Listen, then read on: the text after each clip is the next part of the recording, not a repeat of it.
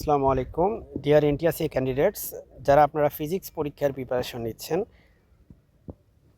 আজকে আমরা আলোচনা করব সলিড স্টেট ফিজিক্সের কিছু এমসিকিউ প্রবলেম নিয়ে ইনশাল্লাহ। এটা আমাদের এনটিআরসি প্রিপারেশনের ধারাবাহিক লেকচার। সো এই লেকচারে আপনারা বিশেষ করে এমসিকিউ সলিউশন পাবেন। আমাদের এই চ্যানেলটি আপনি সাবস্ক্রাইব করে রাখতে পারেন, কারণ আমাদের পেইড কোর্স আছে। সেখান পেইড কোর্স সম্পর্কে যদি আপনি বিস্তারিত জানতে চান তাহলে চ্যানেলের ডিসক্রিপশন বক্সে চেক করতে পারেন। ডায়মন্ডের স্ট্রাকচার কোন ল্যাটিস? উত্তর হচ্ছে এফসিসি। এফসিসির পুনরূপ হচ্ছে ফেস সেন্টার্ড কিউবিক। এরপরে হচ্ছে ক্রিস্টাল ডিফেক্ট কত প্রকার? ক্রিস্টালের ত্রুটি বা ডিফেক্ট সেটা হচ্ছে 3 প্রকার। এই ত্রুটিগুলো হচ্ছে যথাক্রমে পয়েন্ট ডিফেক্ট বা বিন্দু ত্রুটি, লাইন ডিফেক্ট, আর এটা হচ্ছে সারফেস ডিফেক্ট। সারফেস ডিফেক্টের বাংলা হচ্ছে তল, সারফেসের বাংলা হচ্ছে তল, লাইন হচ্ছে রেখা, আর ডিফেক্ট মানে হচ্ছে ত্রুটি। ভ্যাকেন্সি ডিফেক্ট কি? ভ্যাকেন্সি মানে হচ্ছে শূন্যতা, অনুপস্থিতি। সো অবভিয়াসলি উত্তরটা হবে বি, অনুপস্থিত পরমাণু। কোনো একটা ল্যাটিস পয়েন্টে যদি একটা পরমাণু অনুপস্থিত থাকে তখন এটাকে আমরা বলি ভ্যাকেন্সি ডিফেক্ট। এরপরের প্রশ্ন, ইন্টারস্টেশিয়াল ডিফেক্ট কি?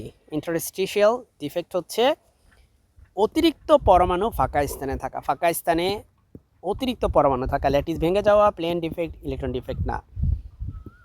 সেই প্রশ্নগুলো কিন্তু খুবই পরীক্ষার উপযোগী প্রশ্ন। এই প্রশ্নগুলো অবশ্যই আসতে পারে এবং সেভাবেই প্রিপারেশন নেওয়ার জন্য আমরা প্রায় 100+ মডেল টেস্টের আয়োজন করেছি। আমাদের পেইড কোর্সে কিন্তু বেসিক সহকারে আলোচনা থাকবে ইনশাআল্লাহ।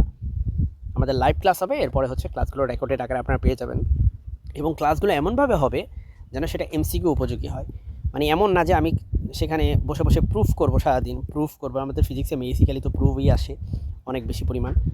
সো আমি সারাদিন সেটা করব, আলটিমেটলি এমসিকিউর জন্য আপনার প্রিপারেশন হবে না, সেরকম হবে না। ইনশাআল্লাহ পরীক্ষার উপযোগী করে প্রিপারেশন হবে। শর্টকি ডিফেক্ট কোথায় দেখা যায়? শর্টকি ডিফেক্ট দেখা যায় হচ্ছে আয়নিক ক্রিস্টালে। সো ভয়ঙ্কর রকম ইম্পর্টেন্ট কোশ্চেন এগুলো আর কি। শর্টকি ডিফেক্ট দেখা যায় আয়নিক ক্রিস্টালে। এরপরে হচ্ছে ফ্রেনেল ডিফেক্ট। ফ্রেনেল ডিফেক্ট এটা হচ্ছে আসলে ডিসপ্লেসমেন্ট ডিফেক্ট, বা অবস্থান থেকে যদি সরে যায় তাহলে এই ডিফেক্টটা হয়। এই যে দেখেন এখানে যেটার ব্যাখ্যা দেওয়া আছে, একটি আয়ন নিজের স্থান ছেড়ে ইন্টারস্টিশিয়াল পজিশনে যায়।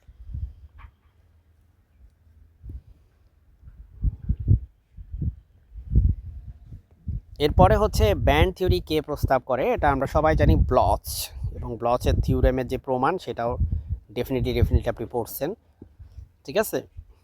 ভ্যালেন্স ব্যান্ড কি? ভ্যালেন্স ব্যান্ড কি কন্ডাকশন ব্যান্ড? না, ডেফিনেটলি না। কন্ডাকশন ব্যান্ড তো কন্ডাকশন ব্যান্ডই। ফরবিডেন ব্যান্ড না, খালি ব্যান্ড না, এটা খালি ব্যান্ড না, সর্বোচ্চ পূর্ণ ব্যান্ড। ভ্যালেন্স ব্যান্ড মানে হচ্ছে সবচেয়ে শেষের যে ব্যান্ডটা সেটা, বা সর্বোচ্চ পূর্ণ ব্যান্ড বলতে পারেন। কন্ডাকশন ব্যান্ড হচ্ছে যে ব্যান্ডে ইলেকট্রন সহজে চলাচল করে। কন্ডাকশন লেয়ারে কিন্তু ইলেকট্রন এমনিতেই সহজে চলাচল করে, সো এটা হচ্ছে ইলেকট্রন চলাচলের ব্যান্ড।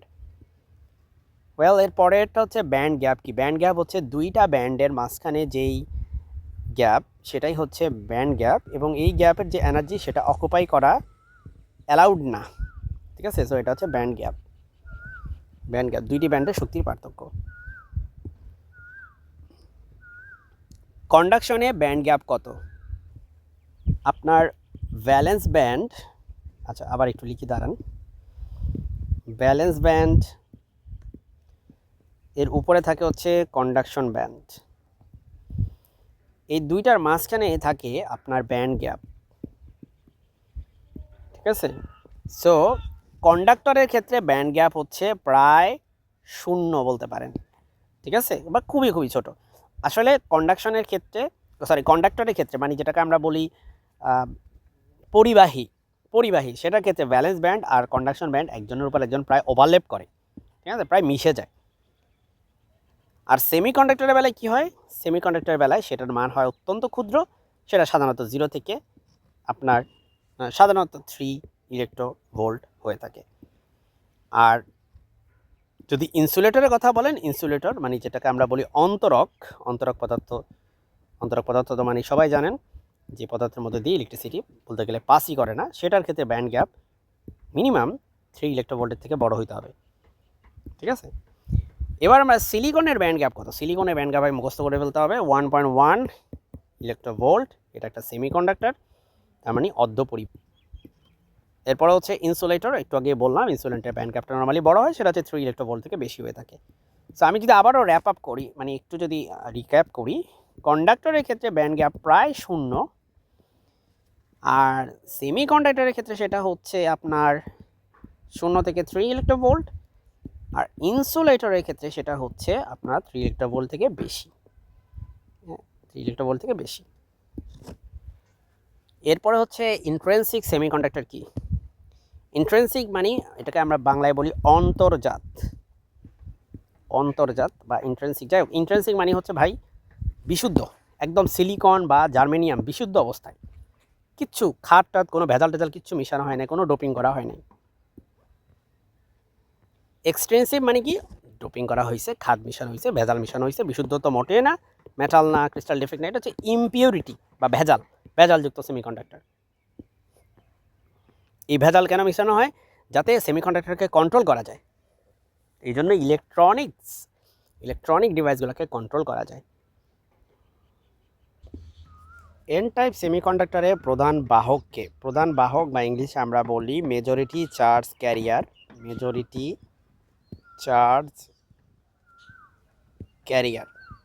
ক্যারিয়ার মানে বাহক। তো এটার প্রধান চার্জ ক্যারিয়ার বা মেজরিটি চার্জ বাহক দেখো, এন টাইপ মানে নেগেটিভ টাইপ, মানে হচ্ছে ইলেকট্রন, বুঝতে পারছেন, মেজরিটি। আর মাইনরিটি চার্জ ক্যারিয়ার এন টাইপের ক্ষেত্রে হচ্ছে হোল। তো এখানে একটা জিনিস অনেকে কনফিউজড হয়ে যায়, অনেকে মনে করে যে এন টাইপ মানেই মনে হয় এই সেমিকন্ডাক্টরের মধ্যে মনে হয় ঋণাত্মক আদানের পরিমাণ বেশি। আসলে ব্যাপারটা তা না, ধনাত্মক আর ঋণাত্মক আদানের পরিমাণ আসলে এন টাইপ বলেন আর পি টাইপ বলেন, দুইটা সেমিকন্ডাক্টরের সেম। এন টাইপ মানে হচ্ছে এখানে মেজরিটি চার্জ ক্যারিয়ার ইলেকট্রন, আর মাইনরিটি চার্জ ক্যারিয়ার সেটা হচ্ছে হোল, আর পি টাইপে তার উল্টা। তো পি টাইপ নিয়ে বলতে বলতে কোয়েশ্চেন চলে আসছে যে পি টাইপ সেমিকন্ডাক্টরের প্রধান বাহক কি? উত্তর হচ্ছে হোল। তাহলে মেজরিটি চার্জ ক্যারিয়ার হচ্ছে হোল, আর মাইনরিটি চার্জ ক্যারিয়ার হচ্ছে আপনার এখানে ইলেকট্রন।